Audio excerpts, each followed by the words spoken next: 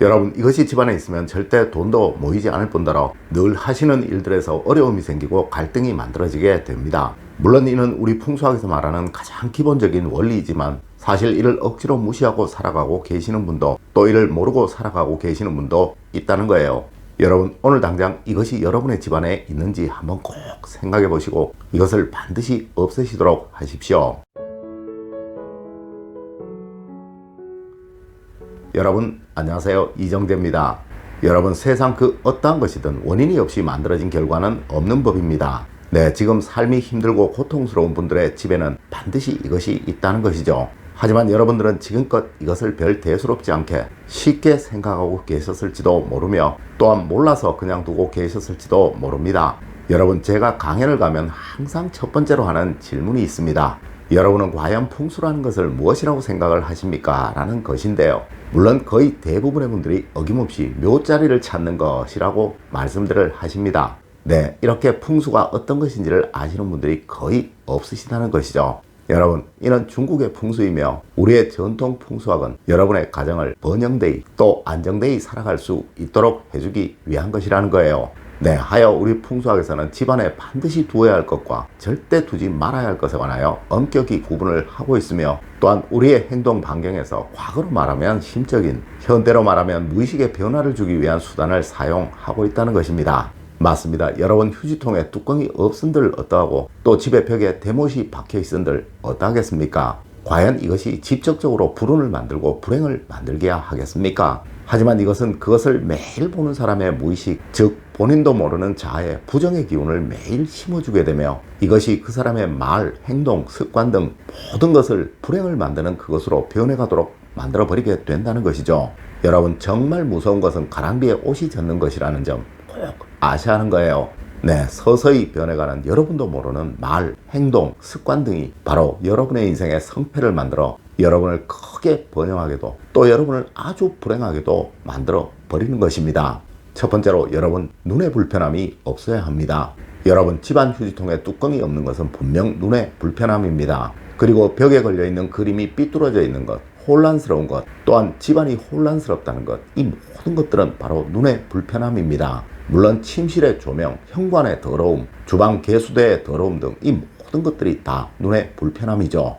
여러분, 그거 아셔야 합니다. 수백 년에 걸쳐 부를 누렸던, 그리고 지금도 대를 이어가며 부를 쌓아가고 있는 집들은 절대로 이 눈의 불편함이 없습니다. 네, 그분들은 항상 아침에 일어나 집안을 청소하는 것으로 하루를 시작하였다는 것이며 또한 이것이 자신의 부를 만드는 시작이었다고 말을 합니다. 여러분, 눈은 바로 여러분의 말을 만드는 시작입니다. 네, 우리 조상님들은 말로 천냥빚을 갚는다고 하셨죠. 아마 여러분들은 친구분들 중에 항상 말을 삐딱하게 하시는 분, 또 항상 말에 가시가 있는 분이 있으실 거예요. 물론 누구이든 이런 사람은 좋아하지 않을 것이며 또 깊은 인연도 맺으려고 하지 않으시겠죠. 네, 이런 분들의 집은 무조건입니다. 반드시 그 사람의 집에는 눈의 불편함이 있으며 또한 이것이 오랫동안 지속되어 왔다는 거예요. 네, 하여 자신도 모르게 이것을 매일 보며 짜증이 몸에 배인 것이며 이것이 말로 내뱉어지는 것입니다. 두 번째로, 집안에는 마음의 불편함이 없어야 합니다. 여러분, 혹시 항상 한숨을 쉬는 분을 보신 적이 있으신가요? 그럼 항상 고민에, 걱정에 쌓인 얼굴을 하고 계신 분을 보신 적이 있으신가요? 네, 많이들 보셨을 거예요. 맞습니다. 이런 분은 무조건 마음의 불편함을 가지고 또 겪으며 살아가시는 분이시라는 것이죠. 네, 분명 이런 분의 집 안방에는 달력이 걸려 있을 것이며 또 안방에 큰 시계가 있을 것이며 또 집에는 눈에 보이는 녹슨못이 벽에 박혀 있을 것이며 옷장 속에는 버려야 할 오래된 좀이나 곰팡이가 쓴 옷들이 쌓여 있을 것입니다. 물론 이런 분은 늘 세상 걱정을 혼자 다 하고 있습니다. 네, 늘 걱정이 생활화된 분이니까요. 하여 이런 분은 절대 단순 명쾌하지 못하며 매사 느리고 항상 움츠려들어 있게 되는 거예요.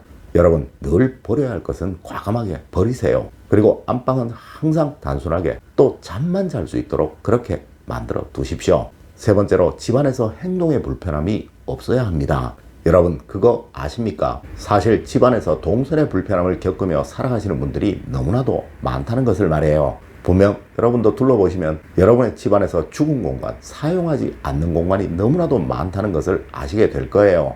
아마 어쩌면 소파 뒤에 사용하지 않는 체육도구들을 밀어넣어둔 분도 계실 것이고, 냉장고 안에 오래된 못 먹는 식재료를 계속 오래도록 넣어두고 계신 분도 있을 것이며, 또한 사용하지 않는 고장난 전자 제품들이 공간을 차지하고 있다는 것을 분명 발견하게 되실 것이라는 거죠. 네, 이런 집은 활력이 사라지게 되고 항상 가족들이 피곤함을 느끼게 되며, 또한 서로 미루는 행동들을 많이 하게 됩니다. 아마 여러분들은 어떤 일이든 계속 미루는 것이 습관화된 분들을 많이 보셨을 거예요. 물론 여러분의 가족분들 중에 이런 분이 있으실지도 모릅니다. 네, 이 행동의 불편함이 그분도 모르게 그분의 무의식에 쌓여 이것이 자신도 모르게 발산이 되고 있는 거예요. 당연히 이런 분은 사업적인 성취가 힘들게 되고, 또한 타인들로부터 존중이나 존경을 받게 되는 일이 없게 되겠죠. 네 번째로, 가정에서 심상의 불편함을 주는 것이 없어야 합니다. 여러분, 이는 바로 가족 간의 불화를 말하는 것입니다. 네, 이 가족 간의 화목 역시 엄밀히 말하면 풍수의 영역이에요. 이는 분명 집안의 삶과 죽음을 의미하는 것이 불안정하면 생기는 일이니까요.